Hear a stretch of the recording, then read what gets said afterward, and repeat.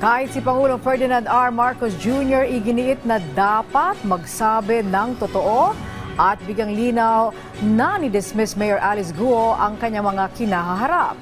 Kaugnay niyan, mismo ang Pangulo na ang nagsabi walang hiling na prisoner swap ang Indonesia para maibalik sa Pilipinas si Guo. Si Kenneth Pasyente sa sentro ng balita.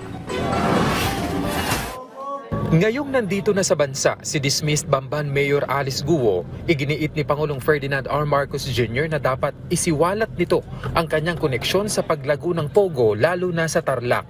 Giit ng Pangulo, hindi anya katanggap-tanggap ang mga unang pahayag ng dating alkalde na wala siyang alam sa operasyon ng mga ito, gayong kalapit lamang ito ng kanyang nooy opisina.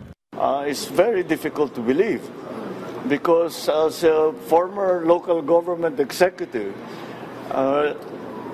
it seems impossible that an operation that is a few hundred meters away from my own office, na hindi ko alam yung nangyayari doon, illegal na ganitong kalaki na operation.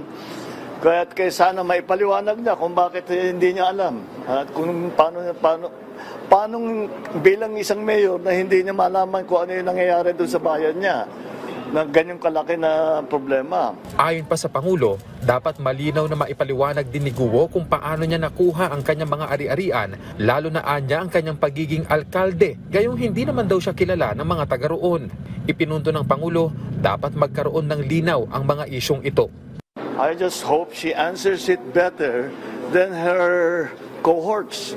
Sina Cassandra Ong at saka sina Sheila Ong, very evasive makasagot. Sana naman mabuti-buti ang sagot ni Alice Guo as compared dun sa mga kasamahan niya. Because it will not help her at all to be evasive. Mas bibigat ang magiging problema niya kung hindi siya magsabi ng totoo. Itinanggi naman ni Pangulong Marcos Jr. na may request ang Indonesian government na prisoner swapping. Anya nag-ugat lamang ito sa isang news article sa Indonesia pero walaan niya itong katotohanan. Dagdag pa niya, walang naging problema sa Indonesian government nang hilingin ang pagbabalik ni Guo sa bansa pero hindi anya ito naging madali. It wasn't simple at all. We were negotiating very intricate, very sensitive and very delicate details for the last maybe 48 hours na kinakausap natin mga kaibigan natin sa Indonesia. Mabuti na lang, marami tayong naging kaibigan na dahil sa pagpunta ko sa mga iba't ibang bansa, Indonesia being one of them, at maging malapit kami ni President Jokowi, naging bahagi yun. Kaya kahit na hindi ganun kasimple ang pag-transfer,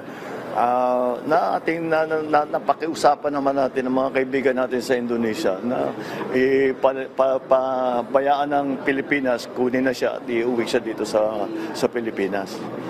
Kenneth Pasyente para sa Pambansang TV sa Bagong Pilipinas.